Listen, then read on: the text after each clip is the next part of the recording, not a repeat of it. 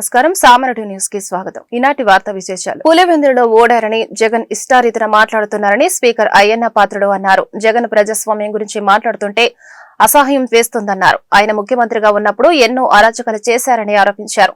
నామినేషన్లు కూడా వేయనీయకుండా పాలించారని చెప్పారు. పులివెందుల ప్రజాస్వామ్యం గురించి మాట్లాడే అర్హత జగన్ కు ఎక్కడిది? ముఖ్యమంత్రి చంద్రబాబుపై జగన్ వ్యాఖ్యలు బాధాకరం. ప్రజాస్వామ్యవాదులంతా ఆ వ్యాఖ్యలను ఖండించాలి. సెప్టెంబర్ 17 లేదా 18 నుంచి అసెంబ్లీ సమావేశాలు ఉంటాయి. జగన్ వైకాపా నేతలు ఇకనైనా అసెంబ్లీకి రావాలి. సమస్యలు అడగాల్సిన బాధ్యత ఆ పార్టీ ఎమ్మెల్యేలకు ఉంది. వచ్చే అసెంబ్లీ సమావేశాలకు వస్తారో రారో ముందే స్పష్టత ఇవ్వాలి. వైకాపా అసెంబ్లీకి రాకుండా ప్రశ్నలు ఎందుకు వేస్తుంది?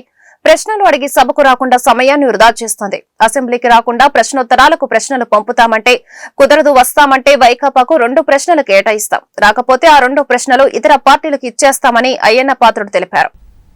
ఈ పౌరుడైన ప్రజాస్వామ్యం గురించి మాట్లాడితే వినొచ్చు. మనం గత మాజీ ముఖ్యమంత్రి గారు ప్రజాస్వామ్యం గురించి మాట్లాడితే అది చాలా అసహ్యంగా ఉందని వినడానికి కూడా. అతను ప్రజాస్వామ్యం గురించి మాట్లాడటం ఏంటి సార్? ఇప్పుడన్నా ప్రజాస్వామ్యం గురించి మాట్లాడా? ప్రజాస్వామ్య విలువలు ఏంటో అతనికి తెలుసా? ప్రజాస్వామ్యంలో ప్రజానాయకులు ఎలాగ ప్రవర్తించాలో తెలుసా? ఎలా మాట్లాడాలో తెలుసా? ఏమి తెలియదండి. అతను ప్రజాస్వామ్యం గురించి మాట్లాడతాడండి. గత ప్రభుత్వంలో ఎన్ని అరాచకాలు జరిగాయి. నేను స్పీకర్గా ఇవాళ మాట్లాడకూడదు, అది మాట్లాడుతున్నాను. నేను ఎలక్షన్ ప్రజాస్వామ్యానికి వ్యతిరేకంగా దౌర్జన్యంగా ప్రభుత్వం చేస్తుందంటారు. దౌర్జన్యం చేస్తే నేను కూడా సమర్థించను. కానీ ఆ రోజు ఎన్నికల్లో ఈ ప్రభుత్వంలో ఎన్ని ఎన్నికలు జరిగాయి? పంచాయతీ ఎన్నికల నుంచి, జడ్పీటీసీ ఎన్నికల నుంచి, ఎంపీటీసీ ఎన్నికల్లో అసలు నామినేషన్ వేయడానికి అవకాశం లేదు కదా. నామినేషన్ వేసి చేయడానికి వచ్చిన వాళ్ళు తరిమి కొట్టలేదు మీరు. మీరు ప్రజాస్వామ్యం గురించి మాట్లాడే అర్హత మీకు లేదండి. హరే కృష్ణ హరే రామానుకో, నీ వయసు అయిపోయింది, ఈ వయసులో నెక్స్ట్ ఎలక్షన్లు ఉండవు. ఏమి నీకు మెంటలు వచ్చిందా, పిచ్చెక్కిందా ఏంటి? మాటలేంటి? ఇది పద్ధతి కాదు కదా. ప్రజాస్వామ్య విలువలు చేసినటువంటి ప్రతి ఒక్కరూ కూడా ఖండించవలసిన అవసరం ఉంది. ప్రతి పార్టీకి కూడా ఒక ఏజెండా ఉంటుంది. కానీ నీ పార్టీకి ఏజెండా ఏంటో నాకు అర్థం అవ్వట్లేదు, నాకు అర్థం అవ్వట్లేదు, ప్రజలకి అర్థం అవ్వట్లేదు. అసలు నీ ఆలోచన ఏంటి అర్థం అవ్వట్లేదు. ఓడుతూ ఉంటాం, గెలుస్తూ ఉంటాం. కానీ మనం ఆలోచించవలసింది ఏంటి? మనం అధికారంలో ఉన్నప్పుడు 4 మంచి పనులు చేయాలని చెప్పి ఆలోచించాలి తప్పించి నువ్వు ఉండకూడదు, నేను ఉండకూడదు, నేనే ఉండాలా, నేనే పరిపాలన చేయాలా, రాష్ట్రాన్ని మొత్తం తీసుకోవాలా, రాష్ట్రాన్ని సర్వనాశనం చేసేవాళ్ళని చెప్పి ఆలోచిస్తే అది ప్రజాస్వామ్య పద్ధతి కాదు. దీన్ని అందరూ ప్రజాస్వామ్యంగా ఆలోచించే ప్రతి వారు కూడా ఖండించవలసినటువంటి అవసరం ఉందని చెప్పి మీ ద్వారా ప్రజలందరికీ మనం చేస్తానంట. నేను ఆ సభ్యులు మరొకసారి మీ ద్వారా నేను రిక్వెస్ట్ చేస్తానండి. రేపు మళ్ళీ 17-18 అసెంబ్లీ పడుతున్నాం కాబట్టి మీరు రెండయ్యా, ప్రజలు మమ్మల్ని ఎన్నుకున్నారు. ఆ ప్రాంత సమస్యలను మాట్లాడమని చెప్పి మిమ్మల్ని అసెంబ్లీకి పంపిస్తే మీరు క్వశ్చన్లు వేసేస్తున్నారు. అవి మురిగిపోతున్నాయి, వేస్ట్ అయిపోతున్నాయి. మీరు అసెంబ్లీకి రావట్లేదు. ఇది ప్రజాస్వామ్య పద్ధతి అండి, ఇది కాదు. అంచేత సభ్యులందరినీ మీ ద్వారా రిక్వెస్ట్ చేస్తున్నానండి, తప్పనిసరిగా క్వశ్చన్లు వేయండి. నేను అలర్ట్ చేస్తున్నాను మీకు 2 క్వశ్చన్లు, ప్రతిరోజు 2 క్వశ్చన్లు వస్తాయి. మీరు వచ్చే క్వశ్చన్లు మాట్లాడండి అసెంబ్లీలో, దానికి ప్రభుత్వం ఆన్సర్ ఇస్తుంది. పులివెందుల జెడ్పీటీసీ ఉప ఎన్నికల్లో విజయంతో అనంతపురంలో తెలుగుదేశం నేతలు సంబరాలు చేసుకున్నారు. మడకశిర ఎమ్మెల్యే ఎంఎస్ రాజు అనంతపురం నగరంలో అంబేద్కర్ విగ్రహానికి పూలమాల వేసి నివాళులర్పించారు. కూటమి ప్రభుత్వం అమలు చేస్తున్న ప్రజా సంక్షేమ పథకాలు, అభివృద్ధిని చూసి కడప జిల్లా ప్రజలు టీడీపీకి విజయం కట్టబెట్టారని ఎంఎస్ రాజు అన్నారు. ప్రజలు స్వచ్ఛందంగా ఓట్లు వేసి జగన్ అహంకారానికి చెంపపెట్టుగా తీర్పు ఇచ్చారని చెప్పారు.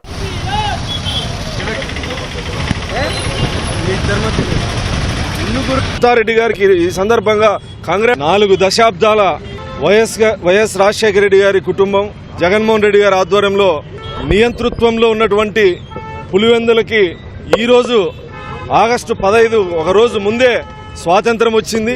గత 4 దశాబ్దాలుగా పులివెందుల ప్రజల్ని భయభ్రాంతులకు గురి చేస్తూ స్వేచ్ఛగా ఓటేసుకునే అవకాశం కూడా లేకుండా నియంత్రించడం, దుర్మార్గంగా దాడులతో, బెదిరింపులతో, హత్యా ప్రయత్నాలతో, హత్యలతో పులివెందుల నియోజకవర్గంలో వాళ్లే ఓట్లేసుకొని గెలిచినటువంటి చీకటి సామ్రాజ్యాన్ని ఈరోజు తెలుగుదేశం పార్టీ కూటమి పార్టీలు కూల్చివేయడం జరిగింది. పులివెందుల్లో 4 దశాబ్దాల తర్వాత ప్రజలు స్వతంత్రంగా స్వేచ్ఛగా ఓటు వేయడం జరిగింది. ఓటు వేసి తనకు నచ్చిన అభ్యర్థిని గెలిపించడం జరిగింది. 4 దశాబ్దాల నియంతృత్వంపై ప్రజాస్వామ్యం గెలిచిన రోజు, ప్రజల తీర్పు జగన్మోహన్ రెడ్డి యొక్క అరాచకాలకు, దుర్మార్గాలకి. గతంలో పులివెందుల ఎన్నికలు అప్రజాస్వామ్యంగా జరిగాయని హిందూపురం ఎమ్మెల్యే నందమూరి బాలకృష్ణ తెలిపారు. ప్రస్తుతం ప్రజాస్వామ్యబద్దంగా ఎన్నికలు జరిగాయన్నారు. పులివెందుల ప్రజలకు స్వతంత్రం వచ్చిందని, వారు స్వేచ్ఛ వాయువులు పీల్చుకున్నారని పేర్కొన్నారు. ప్రజలు తమ ఓటు హక్కును ధైర్యంగా వినియోగించుకున్నారన్నారు. గతంలో నామినేషన్ వేయడానికి నాయకులు కూడా భయపడే పరిస్థితి ఉందన్నారు. ఈసారి మాత్రం స్వేచ్ఛగా నామినేషన్లు వేశారని వివరించారు.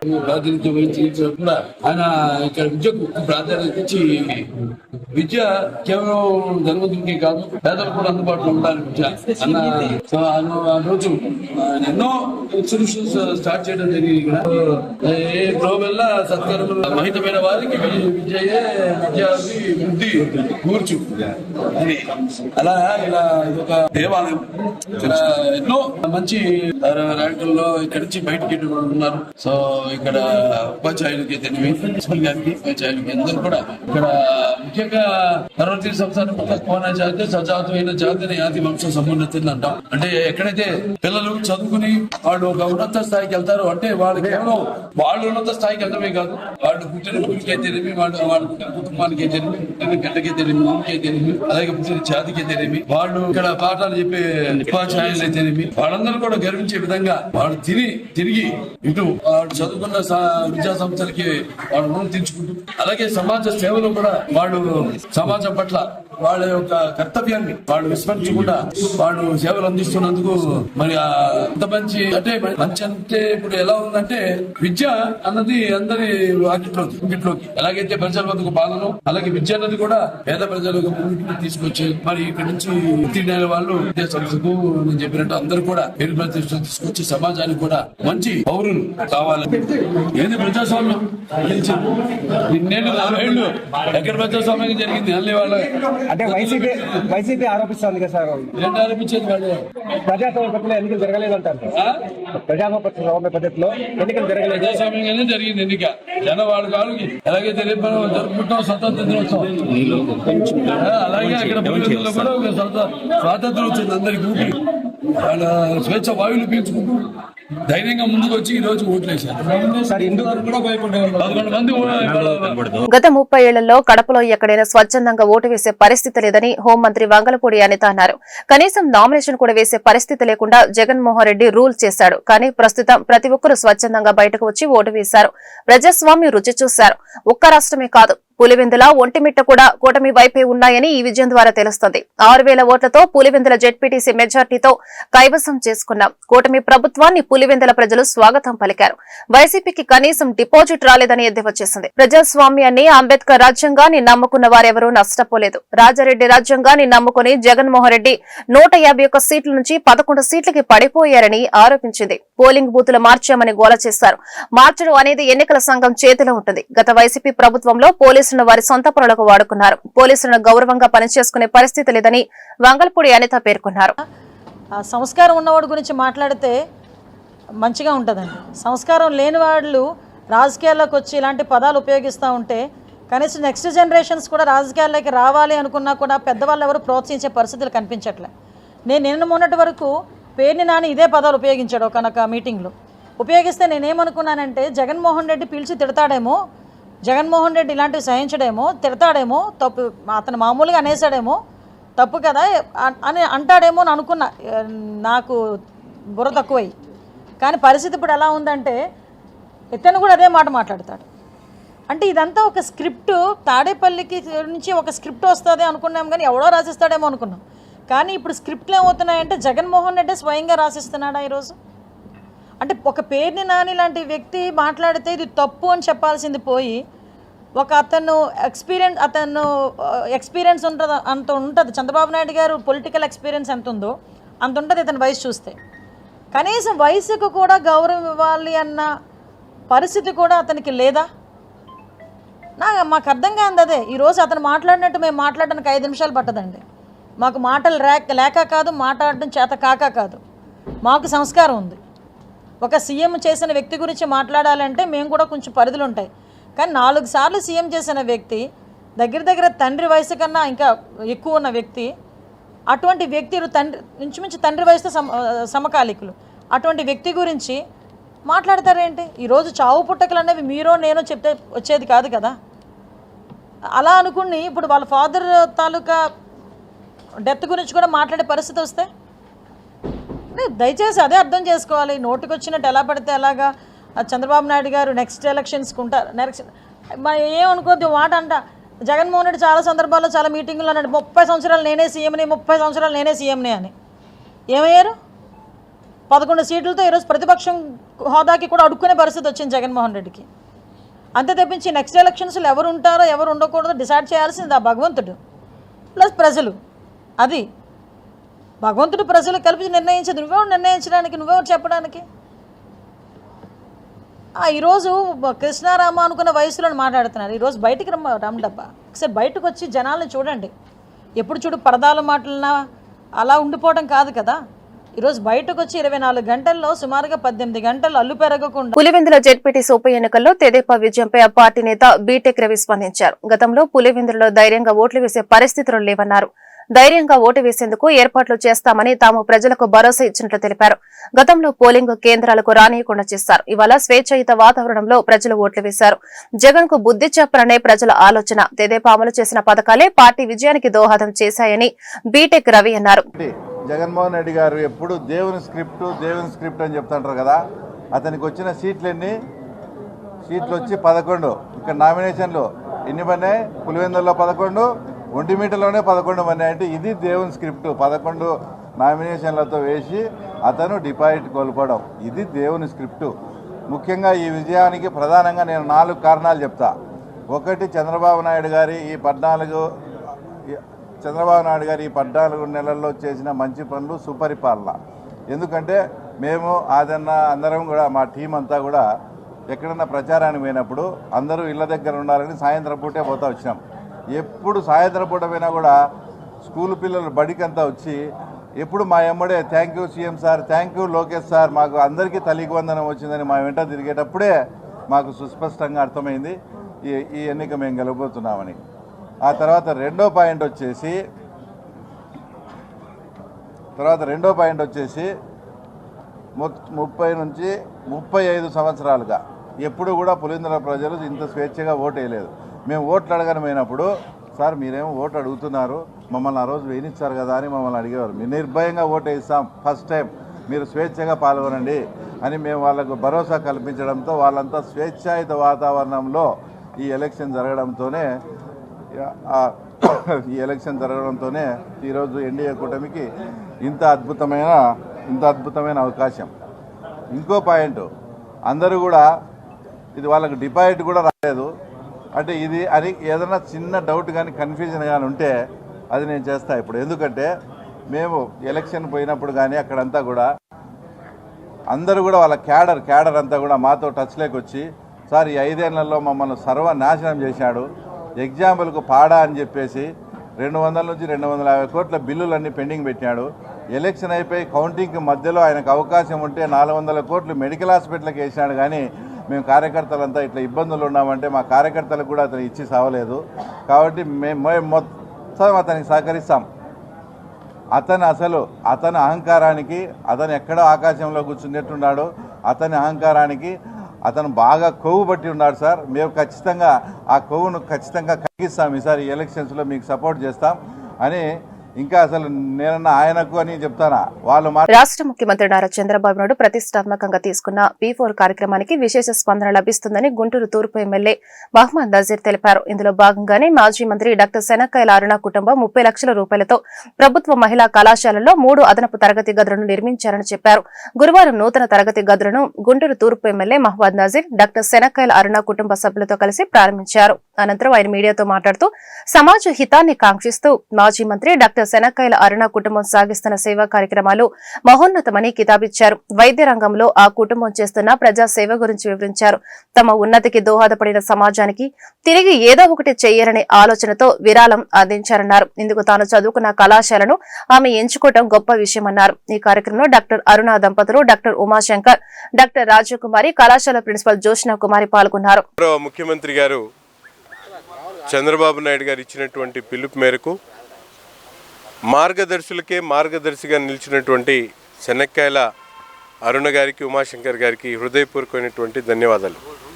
ఈరోజు ఎందుకంటే ఇచ్చినటువంటి పిలుపు మేరకు ప్రజాసేవకు నిరంతరం దాదాపు 30 సంవత్సరాలు 40 సంవత్సరాల నుంచి ప్రజాసేవలో ఉంటూ వైద్య రంగంలో అనేక ప్రజలకు సేవలు అందిస్తూ ఒక పక్కన వైద్య రంగంతో పాటు సామాజిక స్పృహతో ఉమెన్స్ కాలేజ్కి సంబంధించినటువంటి బిల్డింగ్ దాదాపు 25 లక్షల రూపాయలతో ఈరోజు విరాళంగా అందించి బిల్డింగ్ కట్టించడం జరిగింది. నిజంగా మేడం చెనక్కాల అరుణ గారికి, అలాగే ఉమాశంకర్ గారికి, అలా ఫ్యామిలీ మొత్తానికి కూడా హృదయపూర్వకమైనటువంటి ధన్యవాదాలు తెలుపుతా ఉన్నాం.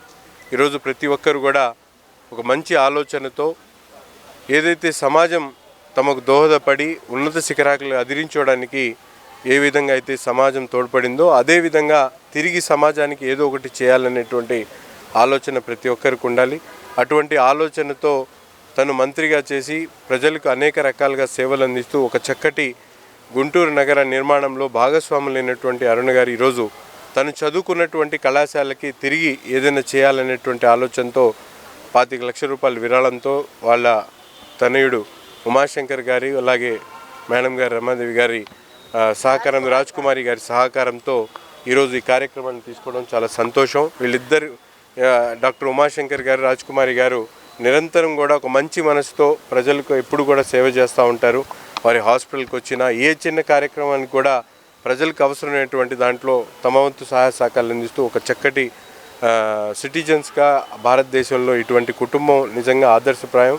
వీరి కుటుంబానికి భగవంతుడు అన్ని విధాలు కూడా ఆయురారోగ్యాలు, అష్టైశ్వర్యాలు కలిగించాలని మనస్ఫూర్తిగా కోరుకుంటూ ఇంటర్ పాస్ అయిన తర్వాత ఫస్ట్గా గుంటూరులోని ఉమెన్స్ కాలేజీలో చదువుకోవడం నాకు జరిగింది. 57 ఏళ్ల క్రితం నేను చదివినటువంటి కాలేజీకి ఏదైనా చెయ్యాలి అనేటువంటి కోరిక నాకు ఎప్పటి నుంచో ఉన్నది. అది నా కుమారుడు ఉమాశంకరు, రాజ్ కుమారి వల్ల అది ఈరోజు ఫుల్ఫిల్ అయింది. 30 lakhs తోటి 3 గదుల్ని స్కూల్ కాలేజీకి మేము డొనేట్ చేయడం జరిగింది. చంద్రబాబు నాయుడు గారు ఒకటి చెప్తా ఉన్నారు, ప్రజలు ప్రభుత్వం అందరూ కలిసి పనిచేసి ఈ పోవర్టీని పోగొట్టాలి అనేటువంటి P4 అనే కార్యక్రమాన్ని మేము ఆదర్శంగా తీసుకొని ఈ రోజున ఉమెన్స్ కాలేజీకి మేము దీన్ని అంకితం చేయడం జరిగింది. నాది ఇవాళ బర్త్డే, అందువల్ల నాకు చాలా సంతోషంగా ఉంది. నా కుమారులు నేను అందరం కలిసి ఈ ప్రోగ్రాం చేసుకుంటా ఉన్నాం. మరి మా డాక్టర్ గారు కూడా ఎంతో సహకరించి మాకు గౌరీశంకర్ గారు మాకు సహాయం చేశారు. ఉమెన్స్ కాలేజీ ప్రిన్సిపాల్ గారు కూడా నేను చదివినప్పుడు ఎలా ఉన్నారో ప్రిన్సిపాల్ గారు, ఇప్పుడున్న ప్రిన్సిపాల్ గారు అట్లాగే ఉన్నారు. ఆవిడకి ఎప్పుడు కూడా పిల్లలకి ఏం చేయాలి, నేను ఇక్కడ పనిచేసినందుకు ఒక మార్క్ వేసుకోవాలి అనేటువంటి చాలా చాలా ఇది ఉంది ఆవిడకి. మేడం గారికి, ముఖ్యంగా మేడం గారికి నేను ధన్యవాదాలు చెప్తున్నాను. నేను చదివినప్పుడు ఎలాంటి ప్రిన్సిపాల్ ఉన్నారో ఈ రోజున మేము ఇక్కడ కన్స్ట్రక్షన్ చేసినప్పుడు అటువంటి ప్రిన్సిపాల్ నేను చూస్తున్నాను. జ్యోత్స్న కుమార్ గారికి నా ధన్యవాదాలు. దాతగా ఇచ్చిన వాళ్ళకంటే కూడా తీసుకునే వాళ్ళు కూడా ఒక అర్హత కలిగినటువంటి వ్యక్తికి నేను ఇచ్చామంటే మేము చాలా గౌరవపడుతున్నాం. రాబోయే కాలంలో పిల్లలందరూ కూడా బాగా చదువుకోవాలి, మంచి వాళ్ళు అవ్వాలి. ఘర్ ఘర్ తిరంగా యాత్ర రేపు జరగబోతూ ఉంది. ఇవాళ వరకు చేస్తూ ఉన్నారు. నా కోరిక కూడా అది. నేను చిన్నప్పటి నుంచి కూడా జెండాలు పట్టుకొని నాకు 5వ క్లాస్ నుంచి కూడా పరిగెత్తేదాన్ని. ఈ రోజున మనకు స్వతంత్రం వచ్చి 79 సంవత్సరాలైన సందర్భంలో మోడీ గారు ఇచ్చిన పిలుపుని తీసుకొని ప్రతి ఇంటి మీద కూడా ఒక జెండా ఎగరేయాలని కోరుకుంటున్నాం. కాలేజ్లో మేము P4 ఇనిషియేటివ్ ద్వారా ఇక్కడ ఈ ఫ్లోర్ అనేది కట్టడం జరిగింది. ఇది మెయిన్గా ఇక్కడ స్టూడెంట్స్ చాలా బాగా వాడుకోవాలని కోరుకుంటున్నాం. టీచర్స్ కూడా ఇక్కడ మార్గదర్శకంగా ఉన్నారు కాబట్టి డెఫినెట్గా స్టూడెంట్స్ అందరూ దీన్ని వినియోగించుకుంటారు. ఇక్కడ మా family Shanakkayala family doctor Umashankar, doctor Gaurishankar garu, doctor శనక్కాయల అరుణ గారు మేము అందరం కలిసి ఈ ఇనిషియేటివ్ తీసుకుని ఇవాళ ఈ ఉమెన్స్ కాలేజ్ ఈ ఫ్లోర్ కట్టించింది ఇవాళ ఉమెన్స్ కాలేజ్కి ఇచ్చేస్తున్నాం. ఇవాళ ఇంకో ప్రత్యేకత ఏంటంటే మా అత్తగారు పుట్టినరోజు కూడా. సో ఇది రెండు కలిపి ఉంది కాబట్టి ఇది చాలా మంచి ఇంపార్టెంట్ డే మా ఫ్యామిలీలో అందరికీ. పులివెందుల ఒంటిమిట్ట స్థానిక సంస్థల ఎన్నికల్లో కూటమి అభ్యర్థులు సాధించిన విజయాన్ని ప్రజల విజయంగా గుంటూరు తూర్పు ఎమ్మెల్యే మహమ్మద్ నజీర్ అభివర్ణించారు. జగన్ సొంత నియోజకవర్గమైన పులివెందులలో ప్రజాస్వామ్యాన్ని బ్రతికించిన ఓటర్లకు ధన్యవాదాలు తెలిపారు. పులివెందుల ఒంటిమిట్టలో కూటమి అభ్యర్థులు విజయం సాధించిన నేపథ్యంలో గుంటూరు తూర్పు ఎమ్మెల్యే కార్యాలయంలో సంబరాలు జరిగాయి. ఈ సందర్భంగా ఎమ్మెల్యే నజీర్ ఎన్టీఆర్ విగ్రహానికి పూలమాలలు వేసి నివాళులర్పించారు. అనంతరం పార్టీ కార్యకర్తలకు స్వీట్లు తినిపించారు. ఈ మేరకు ఆయన మీడియాతో మాట్లాడుతూ వైనాట్ 175 అంటూ విర్రవీగిన జగన్ కు సార్వత్రిక ఎన్నికల్లో ప్రజలు ఎలాంటి తీర్పునిచ్చారో అదే తీర్పును స్థానిక సంస్థల ఎన్నికల్లో కూడా కొనసాగిద్దామని ఎద్దేవా చేశారు. నియంతృత్వంపై ప్రజాస్వామ్యం విజయం సాధించినందుకు ప్రజలందరూ సంతోషం వ్యక్తం చేస్తున్నారన్నారు. ప్రజాస్వామ్యాన్ని అపహాస్యం చేసేటువంటి విధంగా వై నాట్ 175 అంటూ విర్రవీగినటువంటి జగన్మోహన్ రెడ్డి సైన్యానికి నిన్న జరిగినటువంటి ఎన్నికలు పులివెందుల కానీ ఒంటిమిట్ట జెడ్పీటీసీ స్థానిక సంస్థల ఎన్నికల్లో కూటమి ప్రభుత్వాన్ని ప్రజలు ఆదరించినటువంటి పరిస్థితులు. ఎందుకంటే గత 20 సంవత్సరాల నుంచి మనందరం కూడా చూస్తూ ఉన్నాం. పులివెందుల ఎన్నికలంటే ప్రజాస్వామ్యాన్ని కూనీ చేసేటువంటి ఎన్నికలుగా నిలిచినటువంటి ప్రతి అభ్యర్థి కూడా భయపెట్టేటువంటి క్రమంలో గత 20 సంవత్సరాల నుంచి పులివెందులలో జరుగుతున్నటువంటి ఎన్నికలు ఈరోజు ప్రజాస్వామ్యాన్ని పరిరక్షించాలని చెప్పి అక్కడ ఉన్నటువంటి ప్రజలకు ఎక్కడ కూడా భయభ్రాంతులు గురి చేయకుండా స్వచ్ఛందంగా ఎన్నికలు జరిగితే ఈరోజు కూటమి ప్రభుత్వాన్ని ప్రజలు ఆదరించినటువంటి పరిస్థితులు.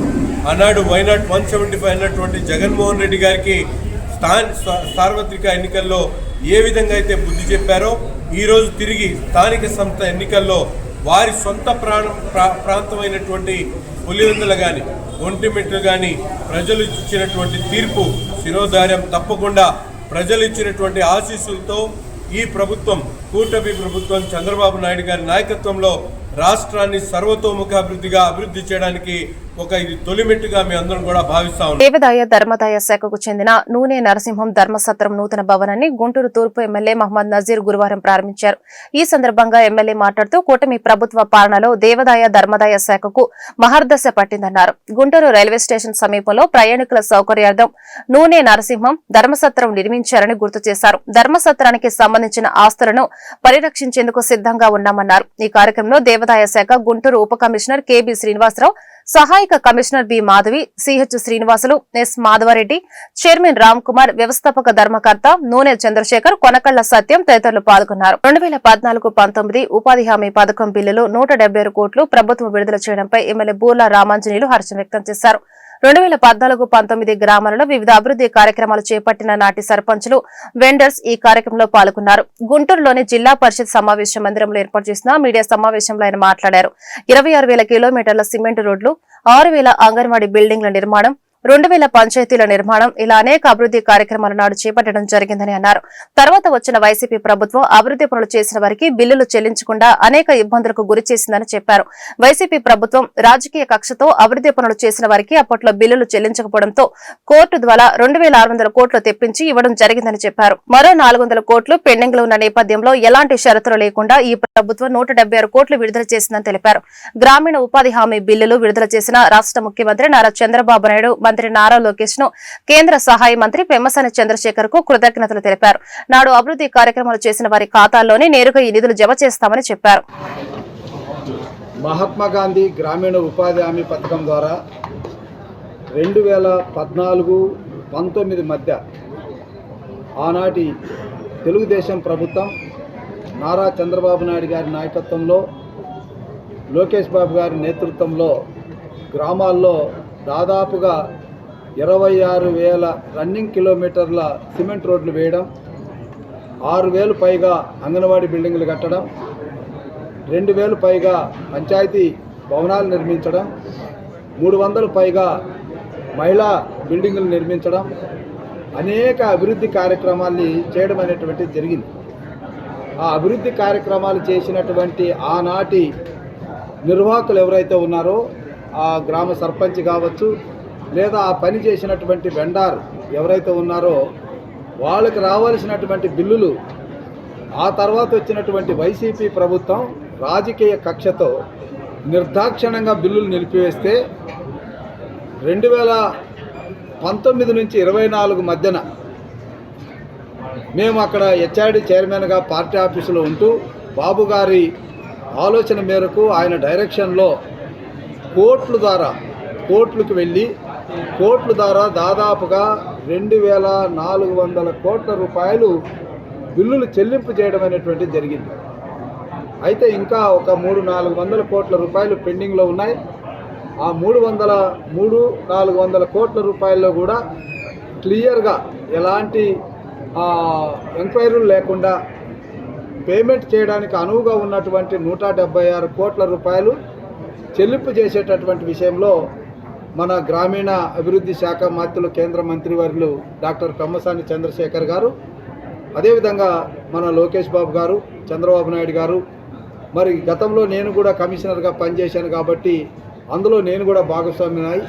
మొత్తం మీద ఈ డబ్బులు తెప్పించి ఈరోజు రాష్ట్రం మొత్తం మీద 176 కోట్ల రూపాయలు దాదాపుగా వేల మంది వెండర్స్కి పేమెంట్ ఇవ్వడం ద్వారా వాళ్ళ కుటుంబాలని ఆదుకున్నట్లు అవుతుంది. చాలామంది అప్పులు పాలైపోయి భూములు అమ్ముకున్నటువంటి వాళ్ళు కూడా ఉన్నారు. ఏదో గ్రామంలో ఒక మంచి పని చేద్దామంటే రాజకీయ కక్షతో వైసీపీ చేసిన నిర్వాహకం వల్ల బిల్లులు రాక ఆత్మహత్యలు చేసుకున్నటువంటి కుటుంబాలు కూడా చాలా జరిగాయి. ఈ నేపథ్యంలో చంద్రబాబు నాయుడు గారు ఈ 176 కోట్ల రూపాయలు ఏవైతే వచ్చాయో వాటిని ఇతర అవసరాలకు ఉపయోగించకుండా నేరుగా ఎవరైతే పనిచేశారో వారి ఖాతాలకే వేయాలని నిర్ణయించడం అనేది. గుంటూరు నగరంలో వర్ష ప్రభావిత లోతట్టు ప్రాంతాల్లో గురువారం నగర కమిషనర్ పులి శ్రీనివాసులు పర్యటించారు. వర్షం నీటి వలన ఇళ్లలోకి నీరు వచ్చిన చుట్టుగుంటలోని మురికిపేటలో నివాసితులతో మాట్లాడి వారి సమస్యలు అడిగి తెలుసుకున్నారు. యుద్ధ ప్రతిపాదికన సహాయక చర్యలు దగ్గరుండి చేపట్టారు.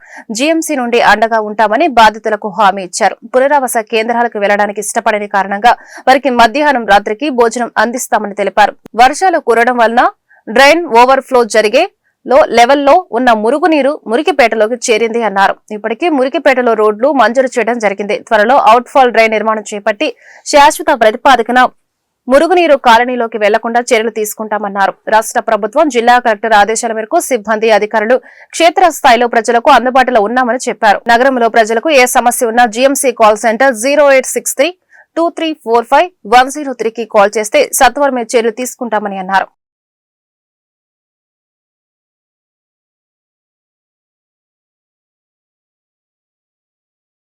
మన గుంటూరులో ఇక్కడ మురిగిపేట చుట్టుగుంట సెంటర్ మురిగిపేటలో దాదాపు 120 ఇళ్ళు ఉన్నటువంటి స్లమ్ ఏరియా ఉంది. దీంట్లో ఒక 50 హౌసెస్ వరకు అది రోడ్ లెవెల్ కంటే బాగా లో లైన్ ఏరియాస్ ఉన్నాయి. సో దీనికి ఏంటంటే మనకు 3 రోజుల నుంచి కురుస్తున్న హెవీ రైన్స్ వలన ఆ పైనుంచి వచ్చే వాటర్ నల్లపాడు, ఏటగ్రహారం, సామల్ నగర్, ఇట్లా హౌసింగ్ బోర్డ్ కాలనీ ఏరియాస్ నుంచి వాటర్ అంతా కూడా హెవీగా రావటం, తర్వాత ఇక్కడ ఉన్నటువంటి డ్రైన్ మాక్సిమం కెపాసిటీకి మించి ఓవర్ఫ్లో అయ్యి ఈ లో లైన్ కాలనీలోకి కొన్ని ఎంటర్ అవటం జరిగింది. వీళ్ళందరినీ కూడా కొంతమంది బయటకు వెళ్ళిపోయారు, అంటే వాళ్ళ బంధువులు ఇళ్ళకి అట్లా వెళ్ళిపోయారు. కొంతమంది ఈ రోజు మరి ఒక సెంటర్ పెట్టి వాళ్ళు అక్కడ చేర్చడానికి ప్రయత్నం చేస్తున్నారు. కానీ కొంతమంది ఇక్కడే ఉంటామని చెప్తున్నారు. వాళ్ళకి భోజనాలు అదంతా ఏర్పాటు చేస్తున్నాం. ఇప్పుడు లంచ్, డిన్నర్ ఇవన్నీ కూడా ప్రస్తుతానికి అయితే వాళ్ళ ఇళ్లలో నీళ్ళు ఏం లేవు. బట్ రోడ్డు మీద మాత్రం లో ఏరియాలో ఉంది కాబట్టి రోడ్డు మీద వాటర్ అంతా కూడా ఇప్పుడు ఈ డ్రైన్స్ అన్ని కూడా డీసిల్టేషన్ చేపించేసి ఆ వాటర్ అంతా కూడా ఈ డ్రైన్స్ లో కన్వర్ట్ చేస్తే తద్వారా ఈ డ్రైన్స్ నుంచి వెళ్ళిపోతాయి. మేబీ ఒక 2-3 అవర్స్ లో ఈ ప్రాసెస్ అంతా కూడా కంప్లీట్ చేసేదానికి కావాల్సిన చర్యలు తీసుకున్నాం. జనాలు కూడా అంతా ఇక్కడ ఉన్న వాళ్ళందరినీ కూడా కాంటాక్ట్ చేశాము.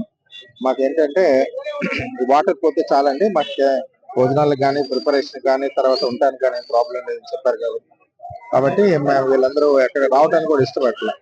ఎవరెవరు ఏంటంటే వీళ్ళు చాలా కాలం నుంచి ఇక్కడే ఉంటున్నారు. వీళ్ళు చాలా మంది కూలి పని చేసుకునే వాళ్ళు. వీళ్ళందరూ ఈ సిటీ మీద డిపెండ్ అయ్యారు కాబట్టి వేరే చోట సైట్స్ ఇచ్చి మీరు వెళ్ళిపోమ్మని అడిగిన సందర్భాలు కూడా ఉన్నాయని చెప్తున్నారు. అలా కూడా వాళ్ళు సుంపతి చూపించట్లేదు. రాబోయే రోజుల్లో వీళ్ళు మెంటల్ గా ప్రిపేర్ చేసి, ఎందుకంటే ఇది ఎప్పుడైనా ఇబ్బంది. ఆ వాటర్ లో లయింగ్ ఏరియా కాబట్టి వాళ్ళ హౌసెస్ అన్ని కూడా కొంచెం ఫౌండేషన్ ఎక్కువ పెట్టుకొని చేయించుకోవాలి. అలా చేయించుకుంటే ప్రాబ్లం లేదు. బట్ లో లయింగ్ ఏరియాలో ఉన్నటువంటి హౌసెస్ లో ఉన్నటువంటి వాళ్ళకి ఎప్పుడైనా ఇబ్బంది కాబట్టి వాళ్ళు మెంటల్ గా ప్రిపేర్ చేసి వేరే ఎక్కడన్నా ఫర్దర్గా గవర్నమెంట్ ఇచ్చేటటువంటి సైట్స్ అవన్నీ కూడా ప్రొవైడ్ చేసి హౌసింగ్ లో. ఈ వార్తలు ఇంతటితో సమాప్తం. నమస్కారం.